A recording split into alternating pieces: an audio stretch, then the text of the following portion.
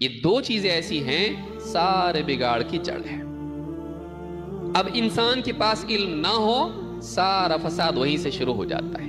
وہ عقیدے میں نقصان دے گا، عبادات میں نقصان دے گا، لوگوں کے حقوق ادا کرنے میں نقصان دے گا، حلال و حرام میں نقصان دے گا، بلکہ دنیاوی معاملات میں بھی اس کو نقصان دے گا۔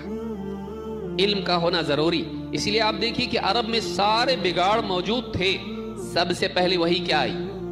اقرأ بسم ربک الذی خلق خلق الانسان من علق اقرأ وربک الاکرم الذی علم بالقلم علم الانسان ما لم يعلم۔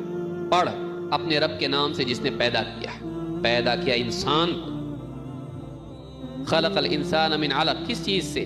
علق سے، جمے ہوئے خون سے۔ اقرأ وربک الاکرم، پڑھ اور تیرا رب بڑا کریم ہے، ہر کرم کرنے والے سے زیادہ کریم۔ الاکرم الذی علم بالقلم، جس نے قلم کے ذریعے تعلیم دی، علم سکھایا۔ علم الانسان ما لم يعلم، انسان کو وہ سکھایا جو وہ نہیں جانتا تھا۔ آپ دیکھیے شرک ہے، وہاں جاہلیت کی رسم و رواج ہیں، قتل ہے، جھوٹ ہے، چوری ہے، سود ہے، زناکاری ہے، کتنے بگاڑ ہیں وہاں پہ۔ لیکن پہلی وحی کی 5 آیتیں نازل ہو رہی ہیں۔ یہ 5 آیتیں کس بارے میں ہیں؟ اللہ نے انسان کو پیدا کیا، یوں ہی چھوڑا نہیں، بلکہ اس کو اپنی طرف سے علم دیا، وہ علم جو انسان خود سے جان نہیں سکتا تھا۔ علم الانسان ما لم یعلم، انسان کو سکھایا جو اس کو نہیں معلوم تھا۔ اللہ کی مرضیات کو، اللہ کی پسند ناپسند کو اپنے طور پر انسان نہیں جان سکتا ہے، نبیوں کے ذریعے سے معلوم ہوتا ہے۔ وہ جو علم ہے، وحی والا علم، یہ ساری برائیوں کے علاج کے لیے ضروری ہے۔ آج کیا ہے؟ علم نہیں مسلمانوں میں۔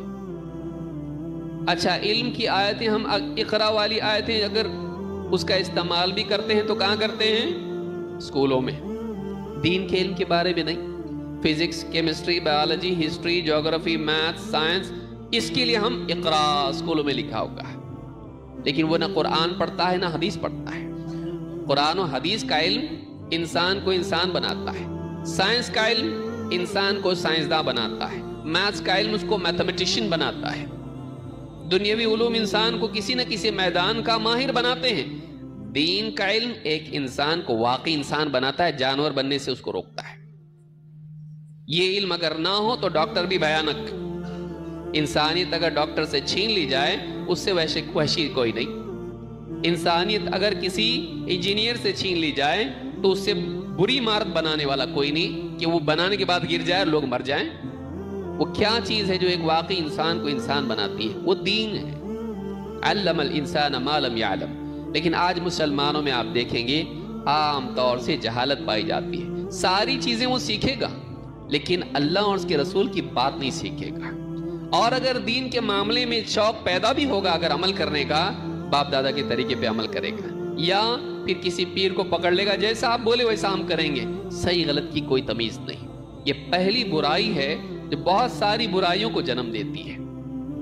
اللہ کے نبی صلی اللہ علیہ وسلم فرماتے ہیں ان من اشراط الساعۃ ان یرفع العلم ویکثر الجہل۔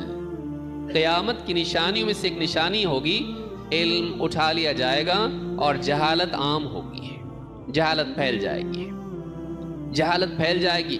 دین کا نام لیا جائے گا لیکن واقعی دین لوگوں کو معلوم نہیں ہوگا۔ اسی لیے آپ دیکھیے مسلمانوں میں سارے طبقات ہیں، دین دین دین، لیکن واقعی دین کیا ہے بہت سے لوگوں کو نہیں معلوم۔ وہی دین دین سمجھ رہے جو باپ دادا نے سکھایا، وہی دین دین سمجھ رہے فلاں صاحب نے ہم کو بتایا، لیکن یہ کتنے لوگوں کو معلوم ہے کہ واقعی دین کیا ہے اور دین آتا کہاں سے ہے؟ دین آتا ہے اللہ اور اس کے رسول کے دینے سے، سکھانے سے۔ یہی وجہ ہے کہ اللہ رب العالمین نے نبی کریم صلی اللہ علیہ وسلم کو نبی اور رسول بنا کر بھیجا ہے۔ لقد من اللہ علی المؤمنین اذ بعث فیہم رسولا من انفسہم یتلو علیہم آیاتہ ویزکیہم ویعلمہم الکتاب والحکمہ وَإِن كَانُوا مِن قَبْلُ لَفِي ضَلَالٍ مُبِينٍ۔ اللہ نے بہت بڑا احسان کیا ایمان والوں پر جب انہی میں سے ایک رسول مبعوث کیا جو انہیں اللہ کی آیتیں پڑھ کے سناتا ہے، انہیں پاک کرتا ہے، ان کا تزکیہ کرتا ہے اور انہیں کتاب و حکمت کی تعلیم دیتا ہے۔ حالانکہ اس سے پہلے ان کا حال یہ تھا کہ کھلی گمراہی میں پڑے ہوئے تھے، ان لوگوں کو گمراہی سے نکالا کس نے؟ اللہ کی توفیق سے محمد صلی اللہ علیہ وسلم نے۔ لیکن کیا سکھایا؟ اللہ کی آیتیں پڑھ کے سنائیں، ان کا تزکیہ کیا اور انہیں کتاب و حکمت کی تعلیم دی۔ وہ سماج اچھا کیسے بنا؟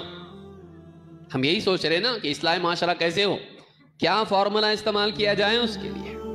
اللہ کے نبی صلی اللہ علیہ وسلم کے زمانے میں سماج کتنا بگڑا ہوا تھا، بچیوں کو زندہ دفن کیا جاتا تھا، لوگ شرک میں پڑے ہوئے تھے، کعبہ کا برہنہ طواف ہوتا تھا، سود عام تھا، قتل اور جنگیں عام تھی۔ اس بگڑے ہوئے سماج کو بہتر بنایا تو کس چیز کے ذریعے سے؟ یتلو علیہم آیاتہ ویزکیہم ویعلمہم الکتاب والحکمہ۔ تین چیزیں ہیں، اللہ کی آیتیں پڑھ کے سنانا، تبلیغ آیات، تبلیغ اللہ کی بات ان تک پہنچانا، من وعن جیسا سنا ویسا پہنچانا، تبلیغ آیات، ویزکیہم تزکیہ انہیں پاک کرنا، دین کا شوق پیدا کرنا، گناہوں سے بچنے کا مزاج بنانا، عمل کرنے کا شوق پیدا کرنا۔ تین، وَيُعَلِّمُهُمُ الْكِتَابَ وَالْحِكْمَةَ انہیں کتاب و حکمت کی تعلیم دینا، قرآن اور سنت انہیں سکھانا۔ تو تبلیغ جو کا تم پہنچانا، دو تزکیہ بہتر بنانا، تین تعلیم ایجوکیٹ کرنا، اللہ اور اس کے رسول کی بات سکھانا۔ یہ چیزیں آپ نے کی، اللہ نے فرمایا وَإِن كَانُوا مِن قَبْلُ لَفِي ضَلَالٍ مُبِينٍ۔ اس سے پہلے یہ کھلی گمراہی میں پڑے ہوئے تھے، اب نہیں۔ اس گمراہی سے نکلے کیسے؟ ان چیزوں کے ذریعے سے۔ اگر ہم چاہتے ہیں کہ ہمارا سماج بہتر بنے، ہم کو پہلا کام یہ کرنا پڑے گا، اپنے سماج میں، اپنے معاشرے میں قال اللہ قال رسول اللہ کا علم عام کرنا پڑے گا۔ سارے مسائل کا حل یہاں سے شروع ہوتا ہے۔ جس سماج میں نبوی علم نہ ہو، اللہ اور اس کے رسول کی بات کا کہنے اور سننے کا مزاج نہ ہو، دین کے سیکھنے کا مزاج نہ ہو، وہ سماج کبھی بہتر سماج نہیں بن سکتا ہے، کیونکہ اللہ کے نبی صلی اللہ علیہ وسلم نے اپنے سماج کو اسی کے ذریعے سے بہتر بنایا ہے۔